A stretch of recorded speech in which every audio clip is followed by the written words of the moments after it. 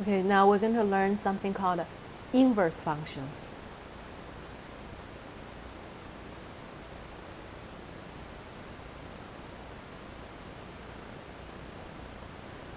Okay, we have learned the function, and we learned how to determine whether a relationship is a function.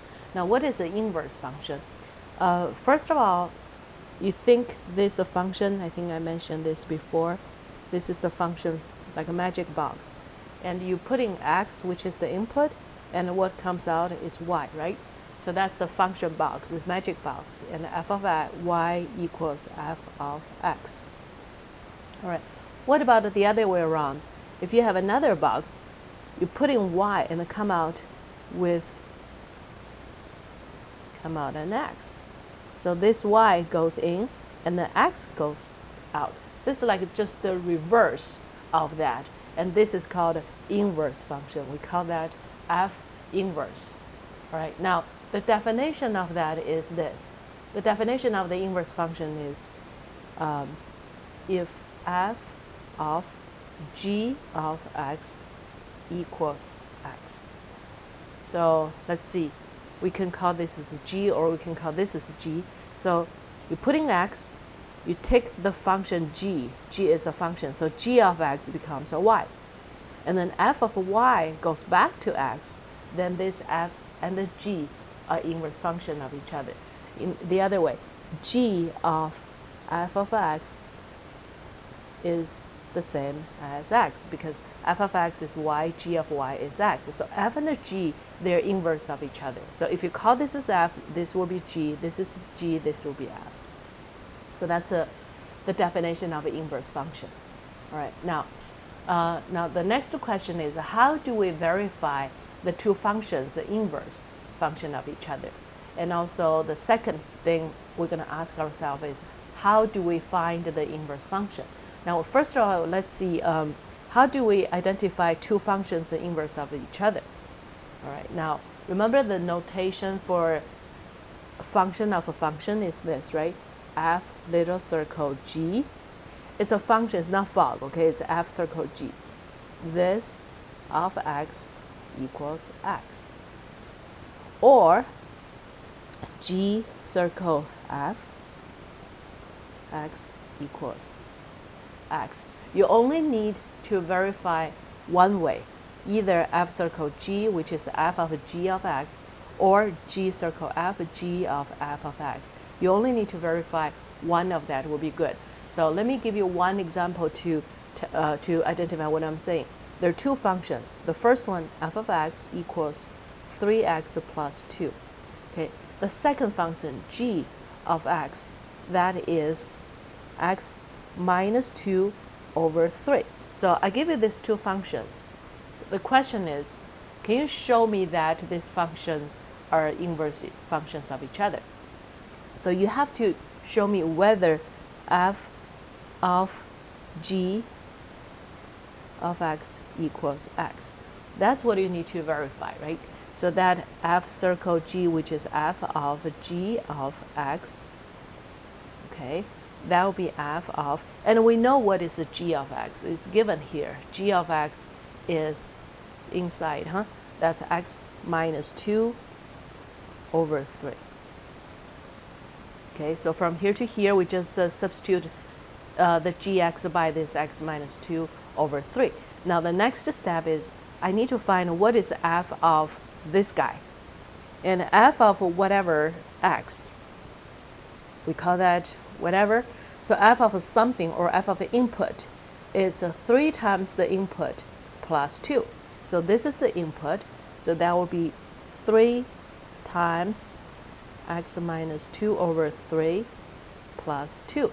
Now, do you remember what it says is this? It's f of whatever, okay, f of the input, which is 3 of that plus 2, right? So that's the same thing here. Okay. So let's see you understand this. Okay, if you're okay, then we can continue. All right, so then we go ahead, simplify this. The 3 and 3 canceled out. So I have x minus 2 for the first part. and then I add 2. X minus 2 plus 2, that is x. Verified, okay? So therefore, f and g are inverse function of each other. If you like, you can try g of f of x. Let me do that, okay? Even it's not really necessary, but let's see. What is the g of f of x? We want to see whether is this the x. So g of, and inside f of x, we know that f of x is the 3x plus 2. 3x plus 2. Okay. And then here, g of input equals input minus 2 over 3. And this big thing, 3x plus 2, is my big input. So that becomes 3x plus 2 minus 2, okay, over 3. And then 3x plus 2 minus 2, which is the 3x, because plus 2 minus 2 canceled out.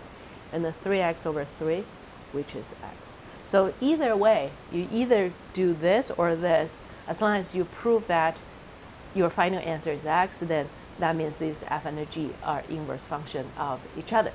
So this is the way how to verify two functions are inverse of each other. So that's not too bad. All right, we're going to work on the next step. How do we find the inverse function of a given function? If I give you y equals f of x, I will ask you to remember the 4 magic step. Okay, it's very, very important. Step 1. Okay, write f of x as y. So I don't want to see this anymore. I want to see y. Step 2. Switch x and y. Okay. Rewrite all the x as y, rewrite all the y as x. Or you call that interchange x and y. So I just say switch. And then step 3. Solve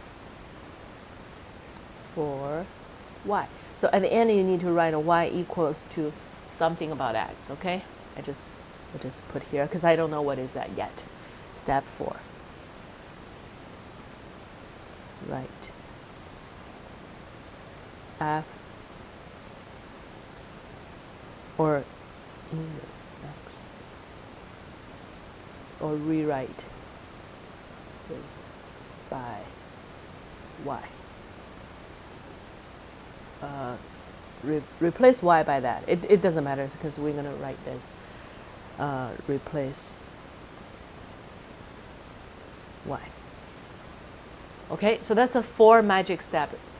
It is, I don't know whether it's easy to remember, but the first one is write y, second one switch xy, solve for y, and rewrite that back to the inverse function form.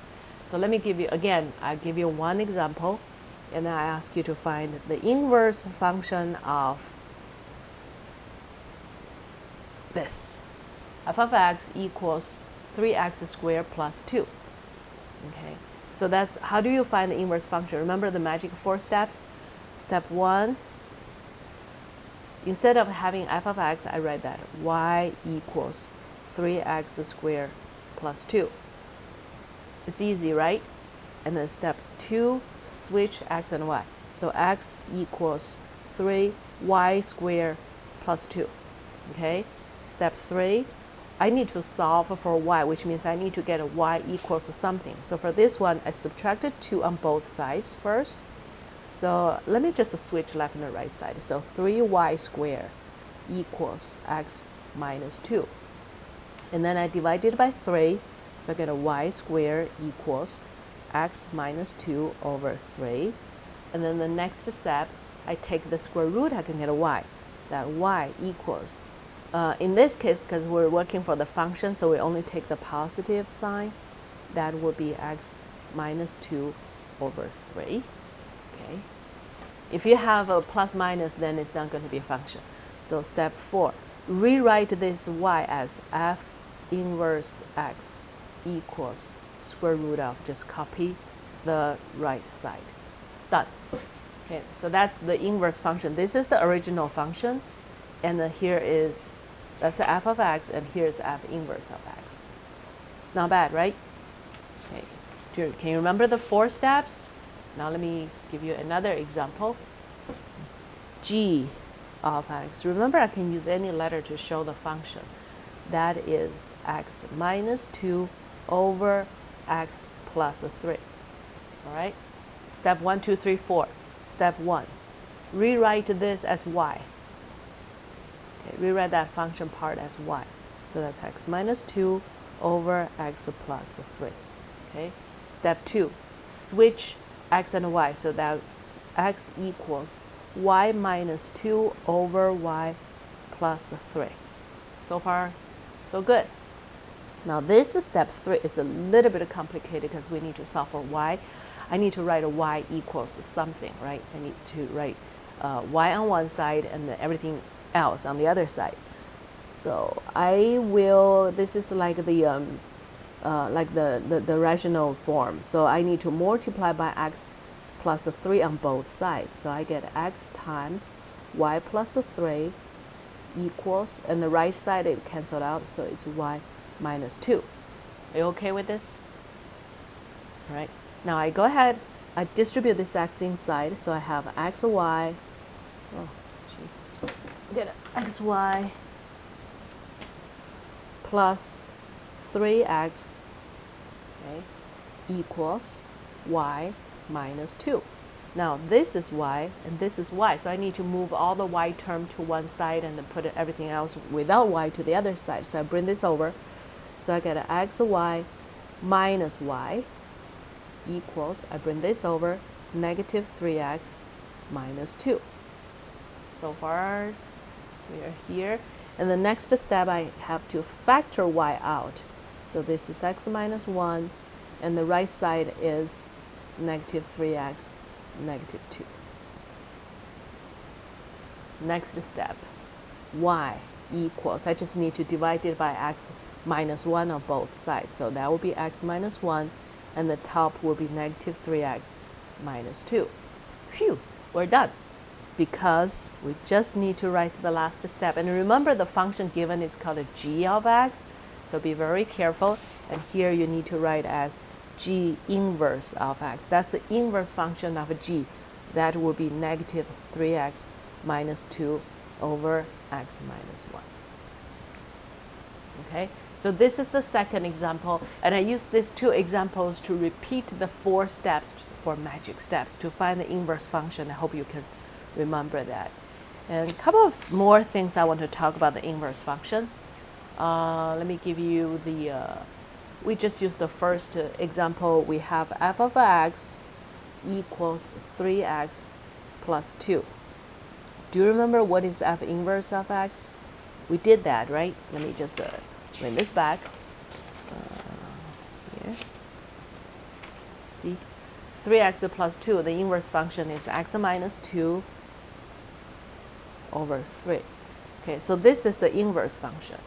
Okay.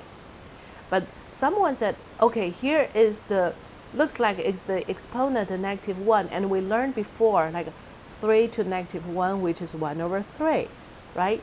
Because this is the exponent notation. But this one is the inverse function notation. They're not the same because f of inverse, this is the inverse function. What about this? Do you think they are the same? Let's see. Actually, they're not, because this one, actually that's a function over a function, but the top one is a constant function, which is the function value is always 1. So what we need to do is, just as we learned for the composite function, so that's 1 over, and f of x is 3x plus 2. See? They're not the same. All right, so you got to be very careful with this. This notation f inverse, it has nothing to do with the 1 over. Okay, it has nothing to do with the 1 over, just like this exponential exponent. This just shows inverse. It's not the same as 1 over f of x. All right, this is a little extra. Just I hope that you remember that, and every time you see the function with a negative 1 on top, which is the inverse function. So this section we learned how to identify 2 functions inverse of each other. Second, I give you a function. How do you find the inverse function? Okay, so I hope that you like this. It's not really difficult, and I think it's fun.